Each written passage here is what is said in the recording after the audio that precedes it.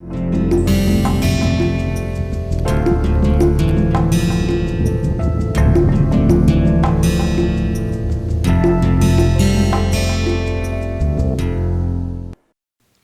back to the lecture series in animal physiology. We are into week 4. So, we have finished 3 lectures, and in the last lecture I introduced you to the or among the most primitive circuits or neuromuscular circuit, which is called stretch reflex arc, where I highlighted that muscle itself acts as a sensing element, and that is relayed by a neuron or a population of neuron to its central processing unit, which is called the spinal cord, and of course, the brain, but in this case we only dealt with the spinal cord. And then the processed information comes via another set of neurons, and the command is executed by the muscle upon getting the response from the neuron. And the last slide I introduce you to that other small population of muscle subtype called the interfusal fibers, right. So, and I told you that between the interfusal fiber and the extrafusal fiber, the basic difference or the most fundamental difference is in the myosin. So, today we will come back to this circuit, stretch reflex arc, which is the line which demarcates the nervous system versus the muscular system. But before I get into that, just to give you a little bit of an anatomy of the muscle and the terminologies which concern or which will be important for you people, and then again we will pick up the circuit where we left it, right. So, let us start our lecture 4. So, today we are in week 4, lecture 4, W4/L4. Okay. Today we will talk about some basic terminologies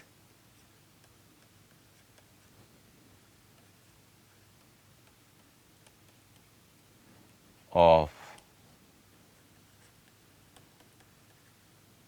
nervous system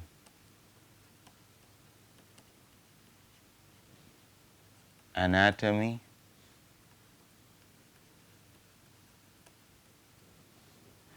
and second, in the light of this anatomical feature, we will revisit the circuit, the very first circuit we have dealt with,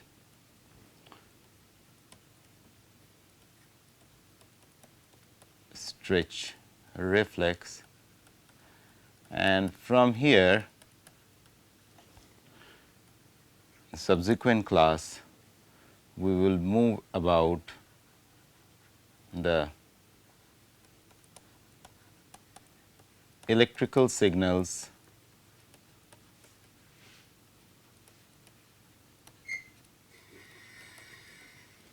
involved in this process.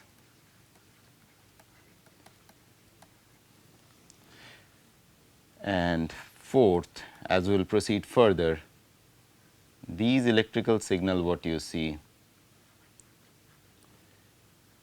correlating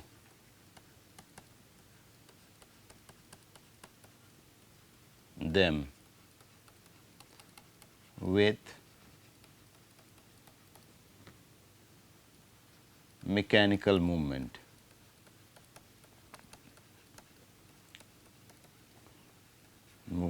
And this mechanical movement we are talking mostly about the contraction of muscle.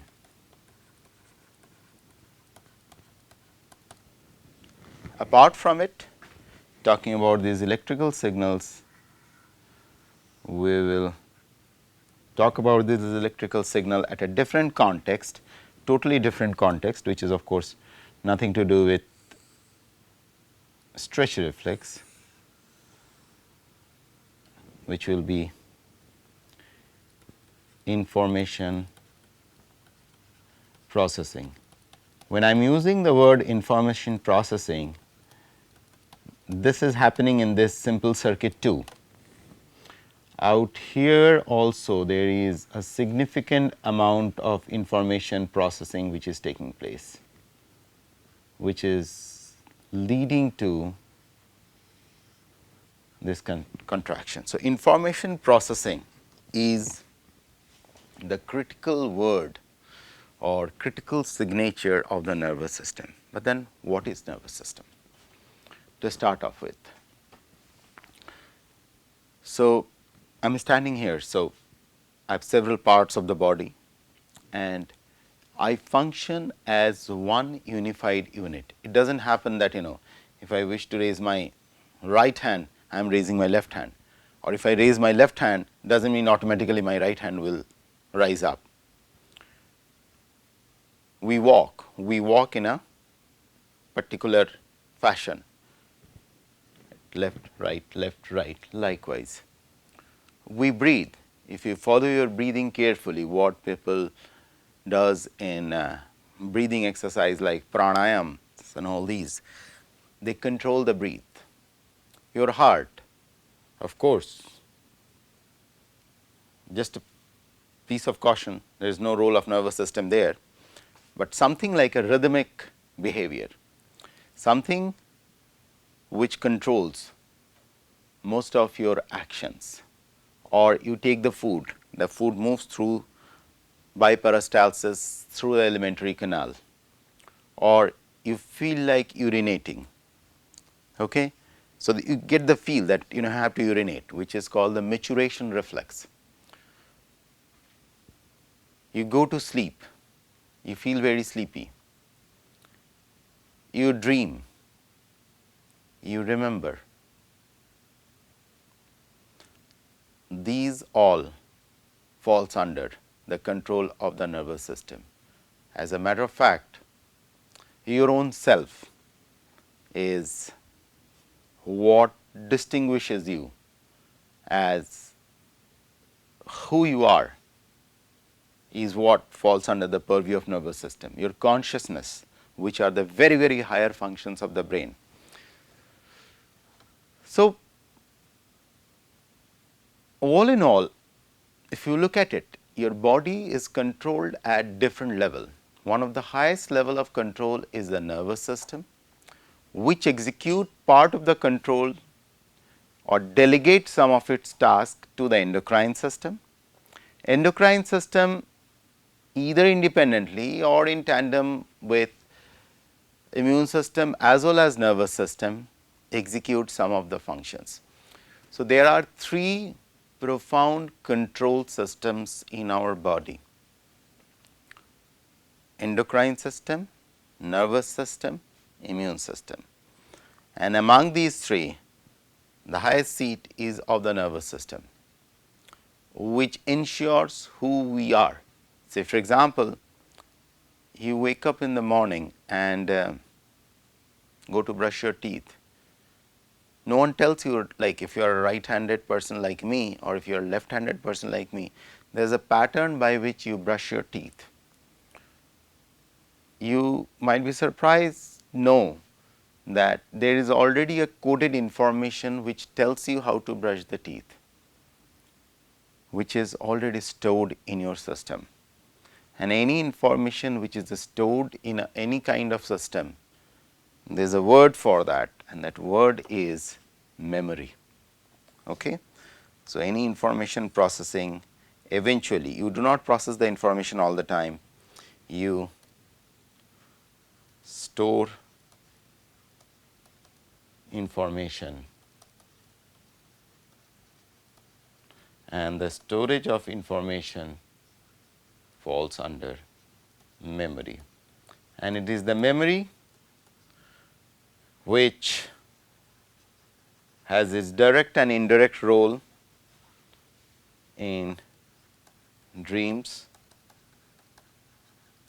good dreams, bad dreams, and this information unit has its sequence of being awake or going to sleep.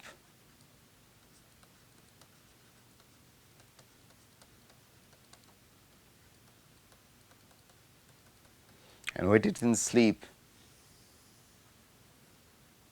it gets all these kind of dreams, and even within the sleep, based on the information processing speed, you have different classification of sleeps.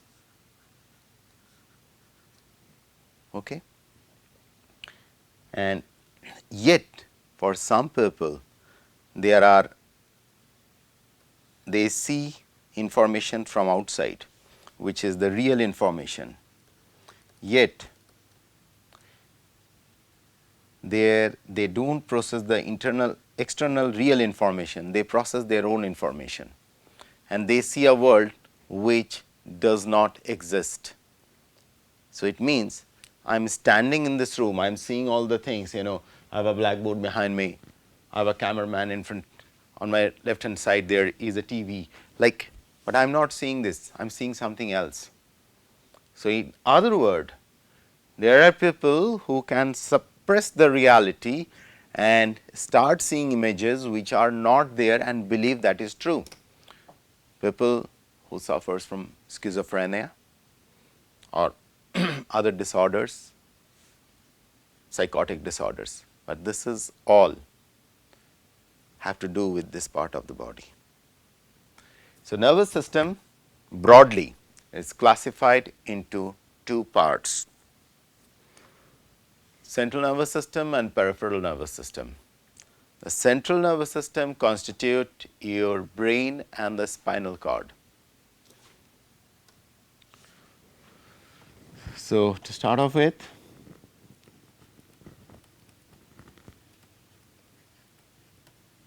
nervous system,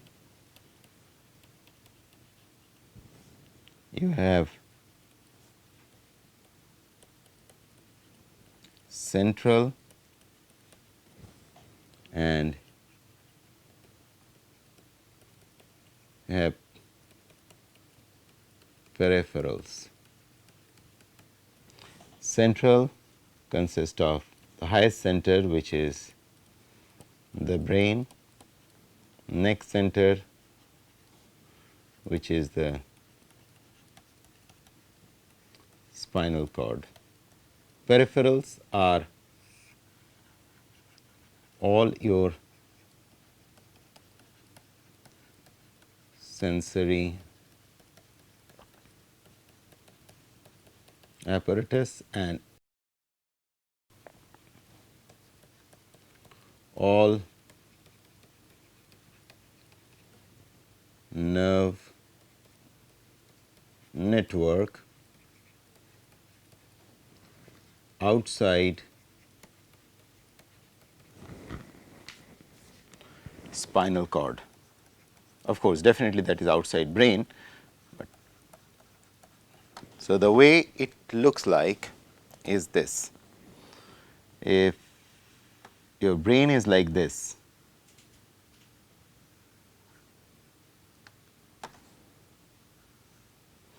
and this is your spinal cord.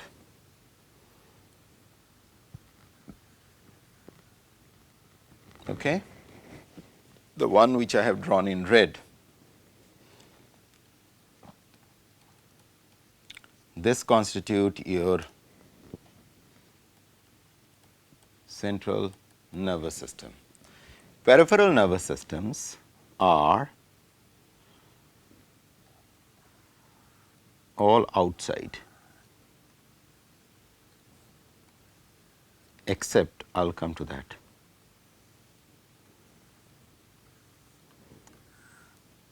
There are several series of nerves which are coming out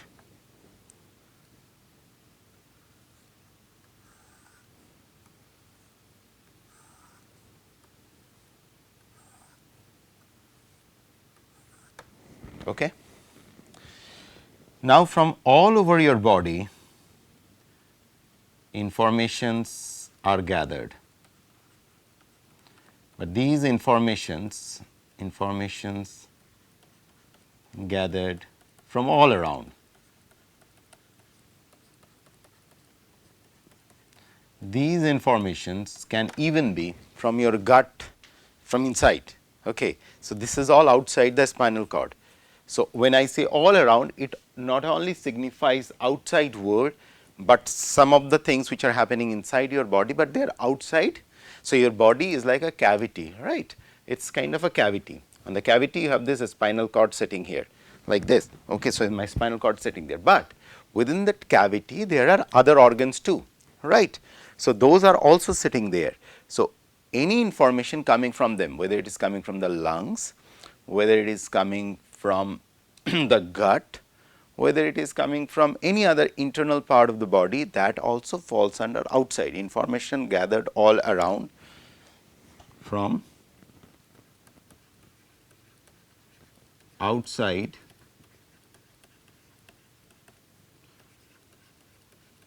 spinal cord and brain. These informations are picked up. It could be visual information, it could be sensory touch information, it could be smell information, it could be thermal information, it could be pressure information, it could be information of saying there is a lot of acid in a particular place, okay, acid sensors. There is a series of such sensors which are present in your body. These informations are carried to the central nervous system. Remember, some of the informations are processed exclusively at the level of spinal cord. Some informations are carried all the way to the brain, because they need higher level of processing. So, when we say the word higher level of processing, we meant by that the processing which are happening out here in the brain. And when we say lower level of processing, they are happening in the spinal cord. Fair enough. Now, this spinal cord has a very unique anatomy. Spinal cord anatomy is something, okay. So, if you look at the spinal cord, so I am standing here like this, okay.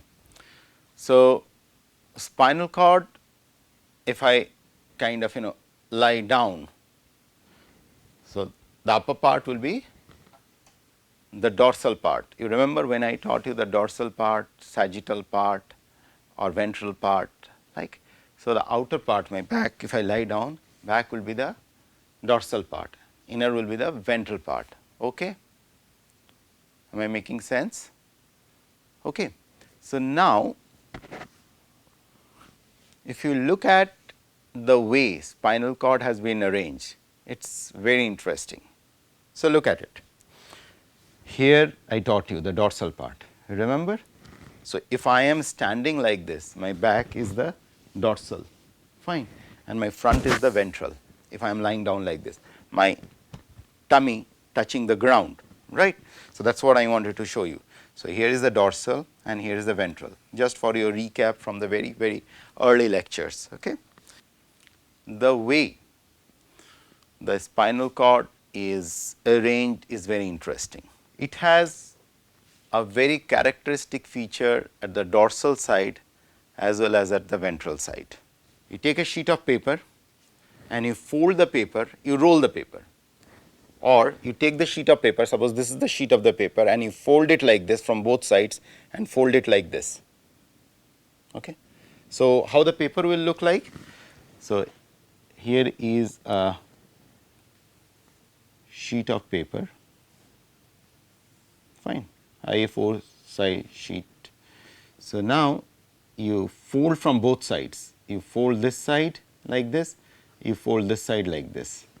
So, once you fold the paper, it will looks something like this.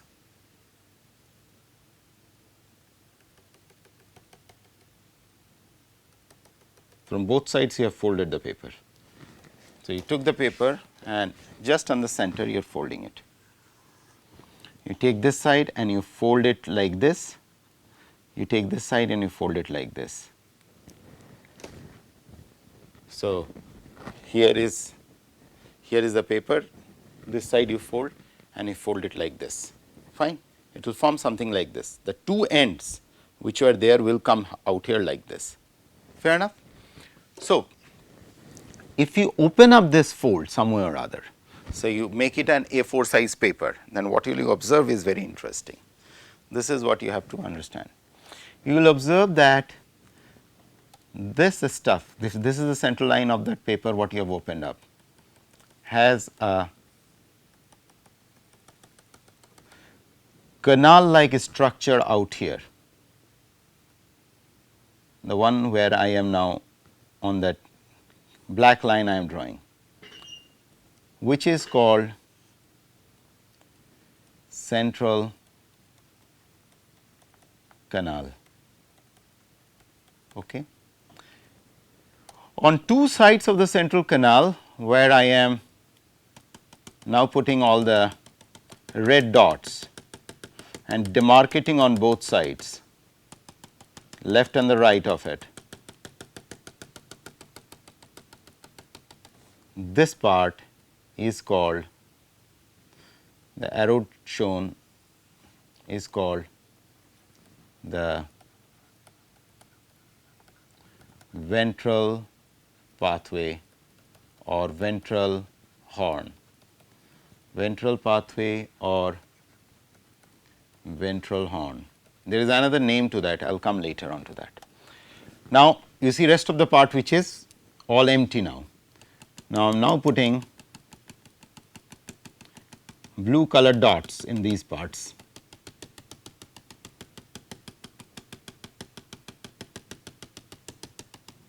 On both sides.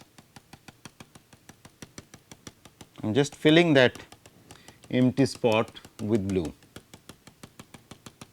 and this is how exactly it looks like, and you can really demarcate between these two regions very clearly, because you will see a darker shade and a lighter shade. Okay. This blue region what you see on both sides, this part to this part and this part to this part out here,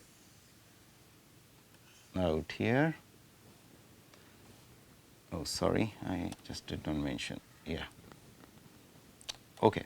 This is called dorsal pathway or dorsal horn, right. So, we introduce three new terminologies. First of all, now we are understanding the anatomy of the spinal cord. Just let me put that down, I have not done it. Anatomy of spinal cord.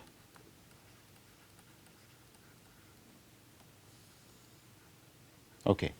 In the anatomy, we talked about when you open up, I told you it is a folded structure like this, and once it folds, and if you open up the fold, you will observe that there is something called a central canal, which I have highlighted in black in your picture. In red, I have put something dotted line on left and right hand side of the central canal.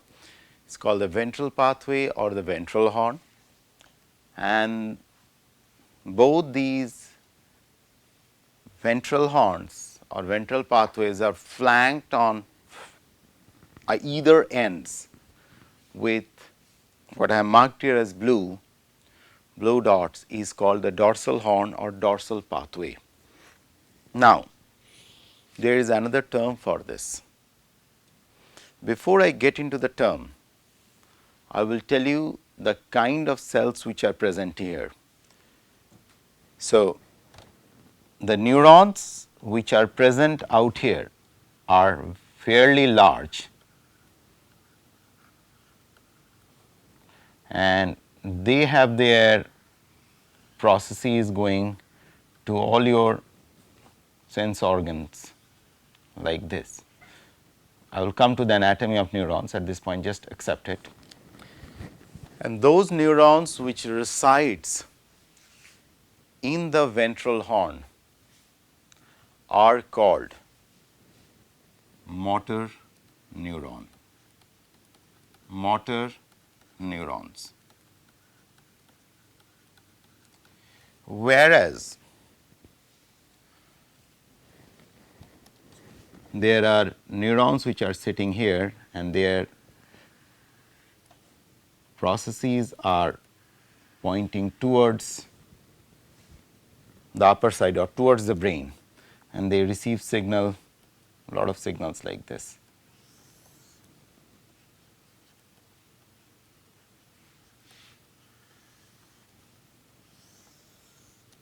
So, these blue color neurons, what I drew for you, these are called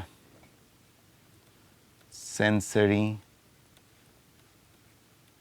neurons. As the name itself indicates, sensory neurons are the neurons which are bringing message from all over the body.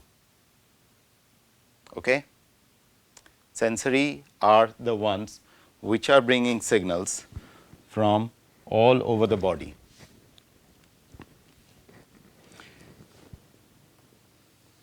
Whereas motors are the ones which brings back the process signal to the respective tissue. Not clear to you, right? So, let us clarify that. Suppose I have to process an information. The information from that XYZ part of the body will be carried to its processing unit, which is out here, either to the spinal cord or to the brain, which is both are part of the central nervous system. The information from the different sensory apparatus is brought to the central unit by the sensory neurons, right. It means from different part of my body, the information is traveling like this all the way and going to the spinal cord. Now, this information has to be processed, and the processed information has to be brought back either from here or from the spinal cord to that specific part of the body. So, it is relaying the process message, and based on that, this particular part of the body is going to act. Now, this way what we observe is there is a, you can assign a vector or a directionality to this information flow. So, information which are being brought from all the peripheral part of your body, from all the different parts of your body to the central processing unit are termed as sensory neurons carrying that information, and there is another term which I told you is used called ascending pathway. Pathway, if you follow this, now let us put an arrow to this, a directionality component to this. So, here the information is coming like this from all over, moving to the spinal cord and just getting carried to the brain, or at times I will come to this, just give me a minute. Whereas, the process information from this spinal cord or from the brain is moved out like this, as if it is coming down, and that is why this is called, this is also called descending slash motor pathway. Whereas on the contrary, the other side is called ascending or sensory pathway, from where we will continue in the next class. Thank you.